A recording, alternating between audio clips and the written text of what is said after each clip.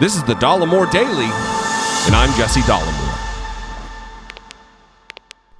So I did a video the other day about Sidney Powell and her interview with the Australian Channel 4. And a lot of people sounded off and have questions about what exactly her motivation is here. Because one, if she's an attorney, and she is an attorney, used to be someone well respected in the legal field, why is she sitting down with a journalistic organization to put on the record her views? It seems an ill-fated strategy, to say the least. We got a couple voicemails on it. Let's start with this one. Hi, my name is Sally Fry. I live in San Francisco, and Hello, Sally. I listen to your podcast and watch your YouTube videos. I really get a lot out of it. It's at a very high level of analysis, and it's also sometimes quite funny. Anyway, I appreciate that. I have a comment about the Sidney Powell interview. I was kind of thinking, remember how she said, if anyone took me seriously, that would be a mistake and all this kind of thing. And I wondered if this kind of behavior was to show some sort of version of an insanity defense or something. Of course, someone would say you seemed serious when you were talking. And she could say, well, I have a diagnosis of confusion with facts and lies and things like that.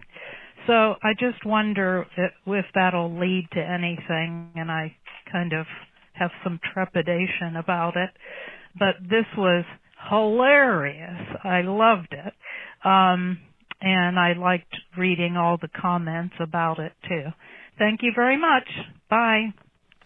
Sally from San Francisco, thank you for the call. Listen, I don't believe that's what's happening here. One, typically when you hear about an insanity defense, like in criminal defense, it's like a crime of passion. It's like someone caught their partner cheating on them, and they, in blind rage, they reacted. And that's usually or commonly an insanity defense. It would be very difficult for a woman with as long a history in the law to claim insanity with the litany of lawsuits that she brought, that she was out of her mind, still able to function within the framework of drawing up lawsuits and bringing them to court and filing suits, and still, I don't see that as a possibility. However, it is an interesting point that several people called with to remember the fact that she did say in a lawsuit defending herself that no reasonable person could take the claims that I'm making as serious, or whatever the language that she used.